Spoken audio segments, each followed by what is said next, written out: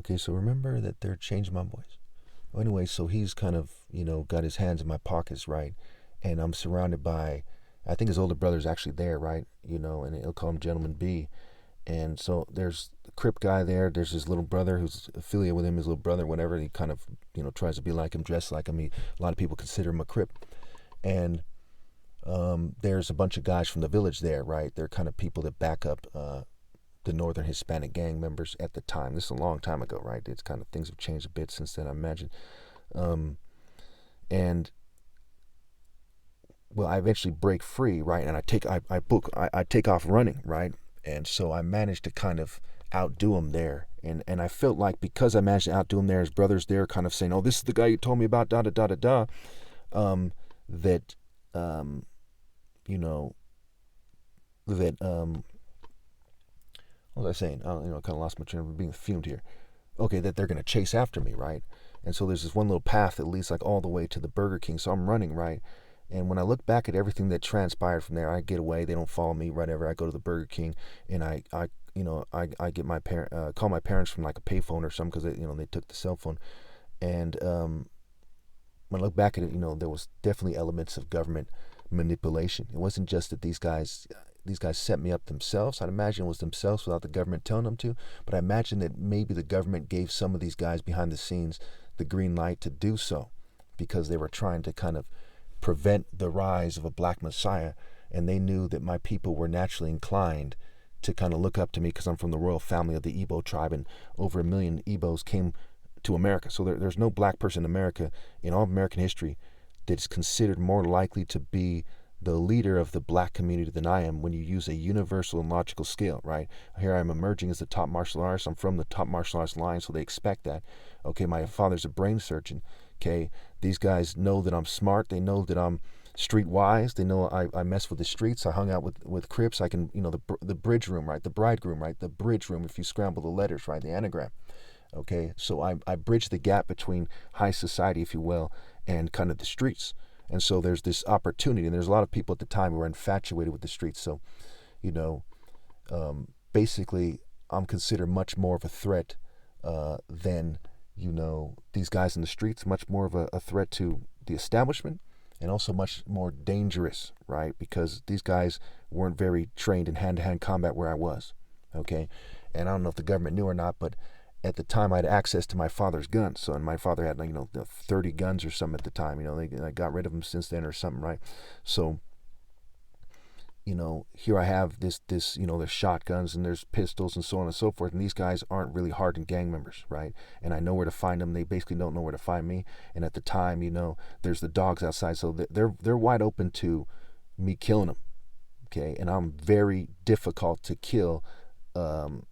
At least at my residence, okay? And so they don't really know where to find me. So I could have pulled out. My family's rich enough to leave the area, and I could have laid them out like ducks, and I could have gotten away with it. That was before they put the camera over there after some female was killed in the village area. What this female's name was? It wasn't Sierra Lamar. It was the other one. It was like Tamar or something. It was I forgot who it was. Okay, you can probably look it up and find it. Basically, there was some guys from that area.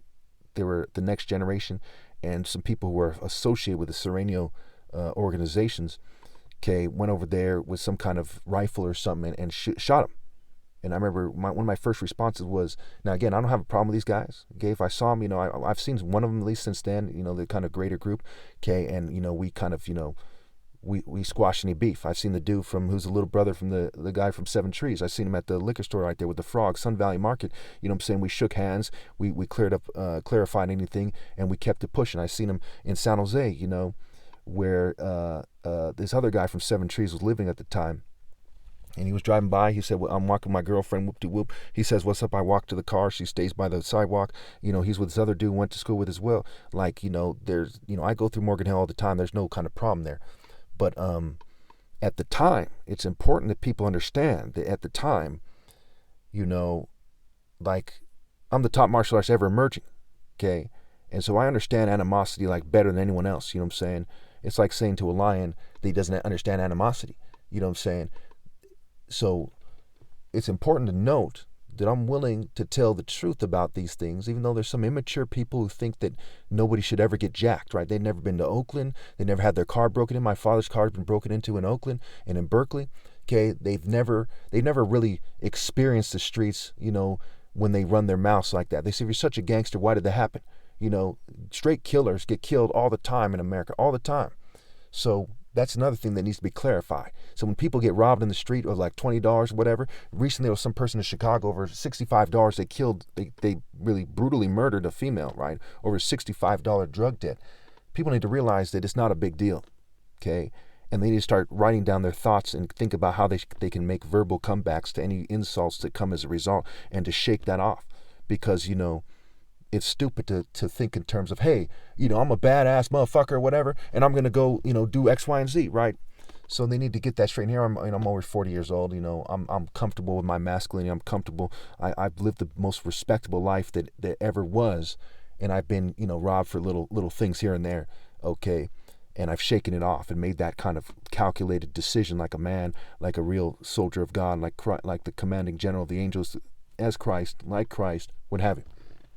So it's important people notice that, and that they understand how to respectfully live and logically live together and have the proper skills of man. I tell you the truth, I tell you the truth, this whole series, I told you the truth again and again and again. When I went out of my way since 2017 to make sure I was as accurate as possible, when before that I was a little bit off in my explanations, at times at least. But I made sure, and especially in this series about my story, the main reason I made it is to make sure I cleared up any discrepancies in my story, to make sure that it was accurate, so you know what actually happened, okay? And especially where it makes me look bad, so that you know that it's authentic, okay? And again, if anyone thinks I look bad, they're a dumbass, because the government was running a psyop on me, okay? I'm in, my friends are spread out, okay? A lot of people in my family are very, very serious guys, right? So one of them, my uncle, again, none of these guys, there's no criminals I know of that I've dealt with in my family, right? But one of them, my uncle, fought in the Nigerian Civil War, right? As a youngster, as a young person, okay? My dad's a big, strong guy, okay? There's, the Igbo community in Oakland has ties with my other uncle who passed away, back in 2011. So back then, my other uncle was still alive. He was, I had networks, where I had camps of people that I could reach out to, right?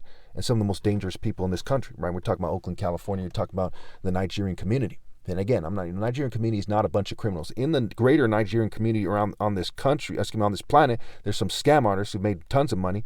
I'm not affiliated with them. I don't approve of con artists. I want them to stop scamming people. I want them to stop bringing dirt on themselves and people who are associated with them, okay?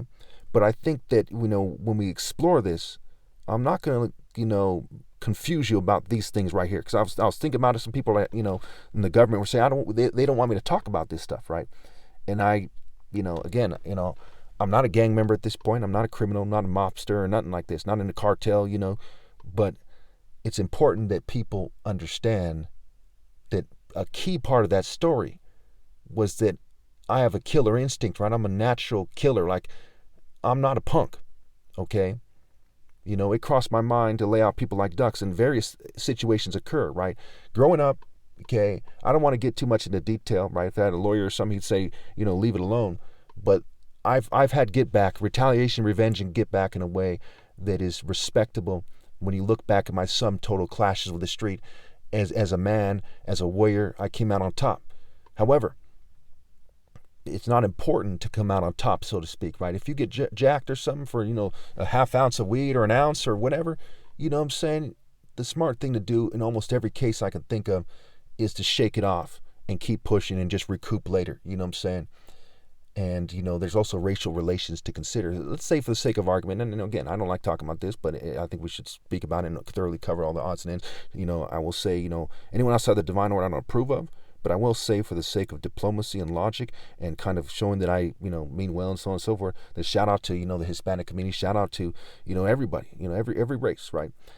But, if I would have set it off here, it would have been a racial conflict that would have lasted for years. You see what I'm saying? It would probably be going on still this day. And so that's part of those things you got to consider, right? As a man, even as a young man, right? Probably like, 13, 14, 15, 16, when some of this stuff happened, right? And you got to know that, you got to live that, you got to own up what is the wise move, right? Wisdom is greater than street reputation.